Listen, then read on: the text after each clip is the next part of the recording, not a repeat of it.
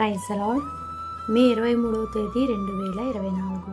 ఈరోజు దేవుని వాక్యము 2 కొరింథీయులకు రాసిన పత్రిక 12వ అధ్యాయము 19వ వచనము. నా కృప నీకు చాలును, బలహీనతల యందు నా శక్తి పరిపూర్ణమవుచున్నదని ఆయన నాతో చెప్పాను. అవును క్రీస్తునందు ప్రియమైన వారలారా, దేవుని కృప మనకు చాలినదిగా ఉన్నది. దేవుని కృప లేనిదే క్షణమైనను జీవించలేని మనకు ఆయన కృప ద్వారా శక్తినిచ్చి ఆయనలో జీవింపజేయుచున్నాడు. పాపంలో ఉన్నటువంటి మనల్ని తన రక్తం ఇచ్చి విమోచించడం దేవుని ప్రేమ. అయితే పాపంలో నుంచి విమోచించి తిరిగి పాపంలో పడకుండా మనల్ని కాయడం దేవుని కృప.